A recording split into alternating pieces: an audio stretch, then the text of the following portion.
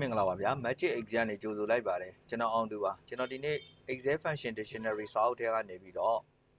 ရှင်းပြခြင်းတဲ့ function လေးတစ်ခုရှိတယ်ဒါကတော့ Vstack function ဖြစ်ပါတယ်အဲ့တော့သူ့ရဲ့ function နာမည်ကတော့ကျွန်တော် Vstack ပါ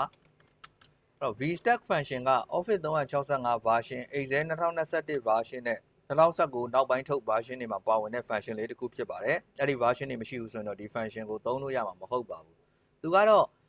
ဇယားကွက်တစ်ခုထဲမှာရိုက်ထားတဲ့အချက်လက်တွေနဲ့နောက်ထပ်ဇယားကွက်တစ်ခုထဲမှာရိုက်ထားတဲ့အချက်လက်တွေကိုအခုလိုဇယားကွက်တစ်ခုအနေနဲ့ပေါင်းစပ်ချင်ရင်သုံးတာဖြစ်ပါတယ်ဒီ function မပေါ်ခင်တုန်းကကျွန်တော်တို့ဒီ 3D ပုံစံမျိုးတွေနဲ့ဒီဇယားကွက်ကအချက်လက်တွေကိုပေါင်းစည်းတာမျိုးရှိတယ် VLOOKUP function ကိုသုံးပြီးတော့ပေါင်းစည်းတာမျိုးရှိခဲ့ပူပါတယ်အဲ့တော့ဒီ function ပေါ်လာတော့အခုတော်တော်လေးကိုကျွန်တော်တို့လုပ်ရတာအဆင်ပြေတယ်ပေါ့လေနော်အဲ့တော့ Office 365သုံးတဲ့သူတွေကဒီ function ကိုလိုက်ပြီးတော့လေ့လာကြည့်ပါကောင်းပြီအဲ့တော့ Vstack เนาะအဲ့တော့ဒီသင်ခန်းစာလေးကိုမလေ့လာခင်မှာကျွန်တော်ရဲ့ YouTube channel လေးကိုလည်း subscribe လုပ်ထားပေးကြပါအောင်ကျွန်တော်ရဲ့ video file လေးကိုကြိုက်နေတတ်တယ်ဆိုရင်လည်း like share လေးလုပ်ပြီးတော့မျှဝေသွားနိုင်ပါတယ်ကဲအားလုံးပဲစလိုက်ကြအောင်เนาะအဲ့တော့ဒီနေရာမှာကျွန်တော်ကเนาะဇယားကွက်နှစ်ခုပေးထားတယ်ပေးထားတော့ဒီဇယားကွက်မှာကျွန်တော် delete နဲ့ဖြတ်လိုက်မယ်အဲ့တော့ဒီပထမဇယားကွက်မှာရှိနေတဲ့အကြောင်းအရာနဲ့ဒုတိယဇယားကွက်မှာရှိနေတဲ့အကြောင်းအရာကိုအခုပေါင်းစပ်မှာဖြစ်တယ်ပေါင်းချင်တော့ equal v လို့ရိုက်လိုက်ပါ s လို့ရိုက်လိုက်ပါ Vstack ကပေါ်လာပါလိမ့်မယ်အဲ့ဒီအချိန်မှာ tab key ကိုတစ်ချက်နှိပ်လိုက်ပါဘလိုလျောက်ဖြည့်သွင်းပေးပါလိမ့်မယ်ကောင်းပြီ array 1ဆိုတဲ့နေရာမှာပထမဆုံးဇယားကွက်ကိုဆက်လက်မှတ်မယ်ပြီးတော့ရင်ကျွန်တော်တို့ comma ကုတ်မယ် array 2ဆိုတဲ့နေရာမှာဒုတိယဇယားကွက်ကိုဆက်လက်မှတ်မယ်ပြီးရင်တော့ control enter ခေါက်လိုက်ပါအခုလိုမျိုးခေါင်းစဉ်တွေကိုပါပေါင်းဆက်ပေးသွားတာတွေ့ရပါလိမ့်မယ်တကယ်လို့ကိုကခေါင်းစဉ်တွေကိုမပါစေချင်ဘူးဆိုရင်တော့ဒီအမည်နဲ့လစာကိုတီးတန်းရိုက်ထားပြီးတော့ဒီအောက်ကအကွက်တွေကိုပဲဆက်လက်မှတ်ပါဒါပေမဲ့အခုလို Vstack function သုံးတဲ့အခါမှာကျွန်တော်ကနောက်ထပ် data တစ်ခုထပ်ထည့်လိုက်တယ်ပေါ့ဥပမာဆိုပါစို့เนาะmin 9လို့ထည့်လိုက်တယ်ဟုတ်ပြီเนาะအဲ့ဒီမှာကျွန်တော်900လို့ပြောက်လိုက်တယ်ဒါပေမဲ့ကျွန်တော်တို့ပေါင်းဆက်ထားတဲ့ဇယားကွက်က update မဖြစ်သွားပါဘူးဒါကြောင့်မို့လို့ကျွန်တော်တို့ data တွေသွင်းလိုက်တာနဲ့တပြိုင်နက်เนาะအလိုလျောက် update ဖြစ်သွားအောင်အခုလိုအောက်ကပုံစံနဲ့ table feature ကိုသုံးပြီးတော့ကျွန်တော်တို့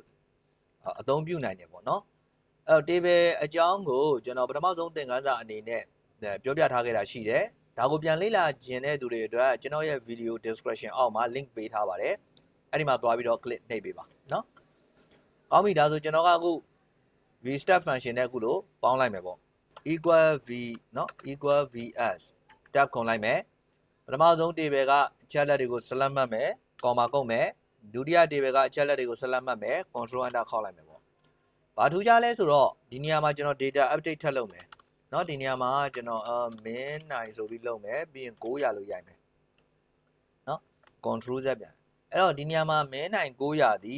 ကျွန်တော်အလိုလျောက်ဖြည့်သွင်းပေးသွားတာကိုတွေ့ရပါလိမ့်မယ်ကောင်းပါပြီเนาะအဲ့တော့ဒါကိုအသုံးပြုခြင်းတဲ့သူတွေက control z เนาะကျွန်တော်ပြန်နှိပ်လိုက်မယ်เนาะအသုံးပြုခြင်းတဲ့သူတွေကသူ့ကို table ဘယ်လိုတိဆောက်အောင်လဲဆိုတော့ကို table တိဆောက်ခြင်းတဲ့ဇယားကွက်ကိုဆက်လက်မှတ်လိုက်ပါဆက်လက်မှတ်ပြီးသွားတဲ့အခါမှာ keyboard ကနေပြီးတော့ shortcut တစ်ခုနှိပ်ရမယ်သူကเนาะ control နဲ့ t နဲ့ဖြစ်တယ် control t ဒီ table တိဆောက်တဲ့အခါမှာအသုံးပြုတဲ့ shortcut ပါအဲကြောင့် control t နှိပ်လိုက်ပါနှိပ်လိုက်တာနဲ့ create table ဆိုတဲ့ box လေးတစ်ခုကြာလာမယ်ဒီ box ထဲမှာ my table has header ကိုအမှန်ချစ်ပေးထားလိမ့်မယ်ကျွန်တော်တိဆောက်ခြင်းတဲ့ဇယားကွက်ကအခုလိုမျိုးခေါင်းစဉ်ရှိခဲ့မယ်ဆိုရင် my table has header ကိုအမှန်ချစ်ပေးလိုက်ပါမရှိခဲ့ဘူးဆိုရင်တော့ဒါကိုအမှန်ချစ်ဖြုတ်လိုက်ပါကောင်းပြီအခုကျွန်တော် enter ခေါက်လိုက်မယ်เนาะ okay နှိပ်လိုက်မယ် okay နှိပ်လိုက်တာနဲ့တပြိုင်နက်ဒါ table ဖြစ်သွားပြီဒီမှာလဲ control t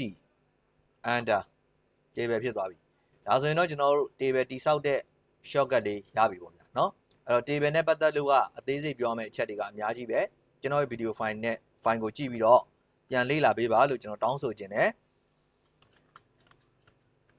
ဟုတ်ပြီအားလုံးပဲကျွန်တော်ရဲ့ video file တွေကိုအချိန်ကုန်ခံပြီးနားထောင်ပေးတာကျေးဇူးတင်ပါတယ်အလုပ်အကံတွေအဆင်ပြေကြပါစေနောက်ပိုင်းသင်ခန်းစာတွေမှာကျွန်တော်တို့ပြန်တွေ့ကြမယ်နော်